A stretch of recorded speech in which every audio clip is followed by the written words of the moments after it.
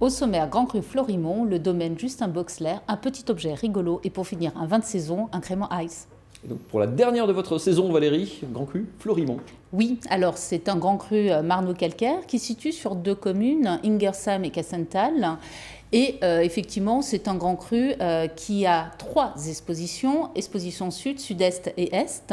Les vignes sont plantées à flanc de coteau à une altitude de 250-280 mètres et sur seulement 21 hectares. Et la particularité, c'est que c'est un arc de cercle. Donc du coup, une très belle luminosité et donc une belle maturité des raisins. Avec de très très belles images. En tout cas, quel type de vin du coup ça donne? Alors au sens large, on va dire que c'est un terroir précoce, donc qui va favoriser la surmaturité des raisins. Donc ça donne des vins qui sont amples et généreux. Cependant, cette structure dense, elle est équilibrée par vraiment une colonne vertébrale acide. Du coup, ça donne beaucoup de finesse et d'élégance au vin. Ça dépend des cépages alors? Les 4 cépages classés Grand Cru sont représentés sur le Florimond. Les Riesling sont amples et gras, soutenus par une acidité mûre. Les Gewürztraminer sont plutôt sur des notes florales et également sur des agrumes très concentrés. Ce sont des vins qui sont assez denses avec une belle charpente. Les Pinot Gris sont épicés, corsés et voluptueux. Et le muscat est plutôt dense, racé et minéral.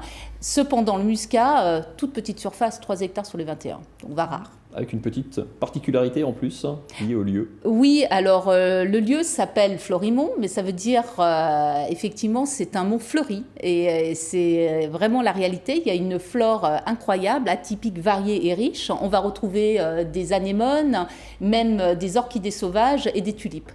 Vous avez sélectionné évidemment un domaine en particulier. Oui, le domaine Justin Boxler à Nienarborschwihr. On a rencontré Florent Boxler, on regarde. Iodé, poivré et floral. Pour moi, ce serait le Riesling.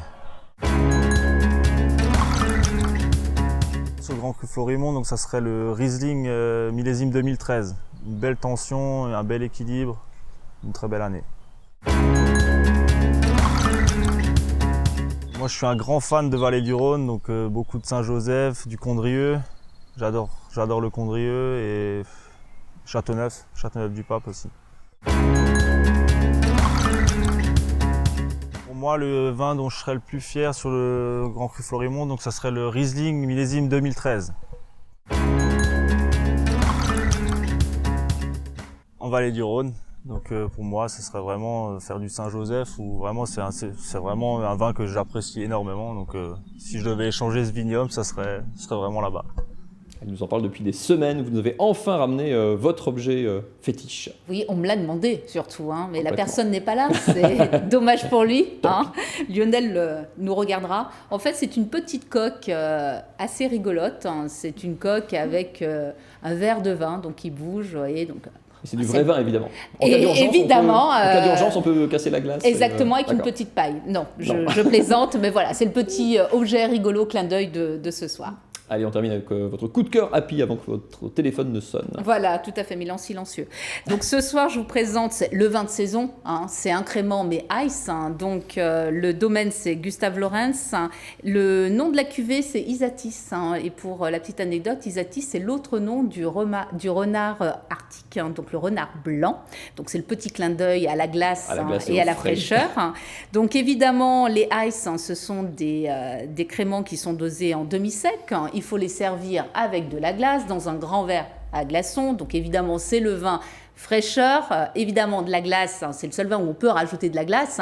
Oui, non, pas dans les rosés, dans le ice uniquement. Je tiens à le préciser. Là, c'est toléré.